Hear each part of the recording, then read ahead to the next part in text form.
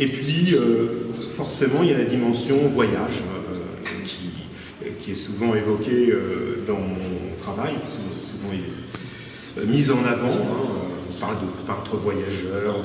Bon, parfois, on me demande est-ce qu'on peut dire peintre voyageur. Alors, forcément, oui, il y a de ça, puisque j'aime d'abord cette ouverture au monde et j'aime bien partir avec mes carnets. Vous avez peut-être vu quelques exemples de carnets dans les vitrines.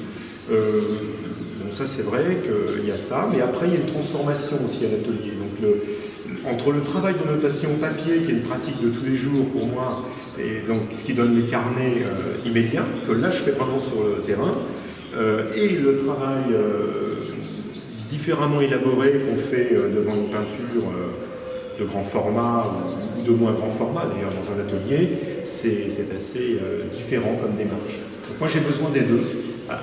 Le voyage et la phase extérieure, c'est-à-dire on va chercher, donc je travaille à vue sur le terrain, mais uniquement pour le papier, le dessin et les notes de carnet, de planche n'est pas très grande, et puis après ce travail d'atelier avec la distance que l'atelier permet d'avoir.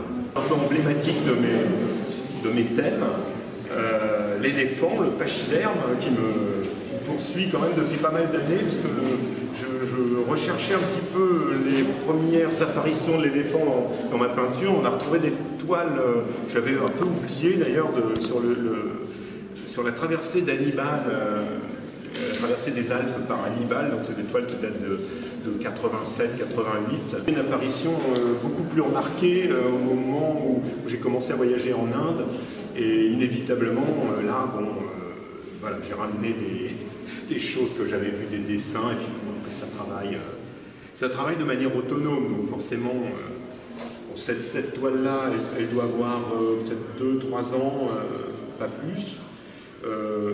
Et bon, bah, voilà, elle reprend une manière que j'ai plusieurs fois abordée, de travailler l'éléphant de face, et puis bon, l'éléphant qui devient à la fois une montagne, la métaphore d'un monde en marche, hein, donc avec des jeux d'échelle qui permettent de lui donner une présence, une texture.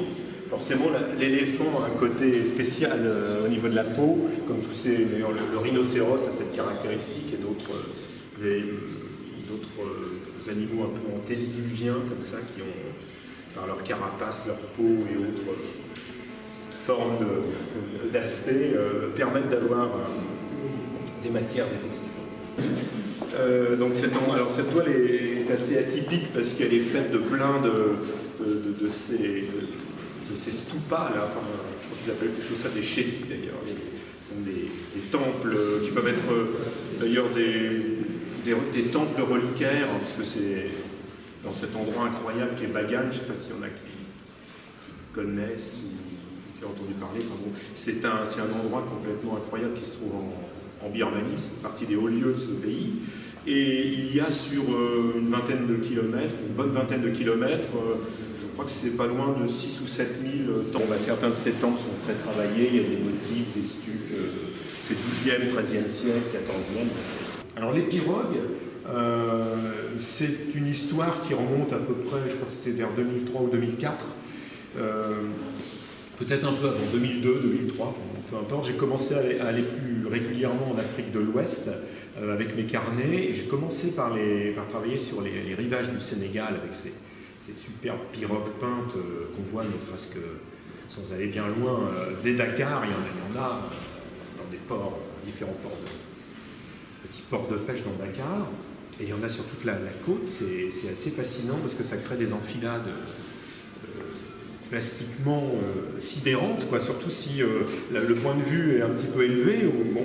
Donc ça m'avait déjà intéressé. J'ai commencé à dessiner beaucoup les éperons des pirogues au Sénégal. Et en allant au Mali, peu de temps après, un an ou deux après, j'ai séjourné donc, dans un endroit qui s'appelle Mopti, qui est un port, un port de fleuve, au débouché de deux fleuves, le Niger et le Bani. Bon.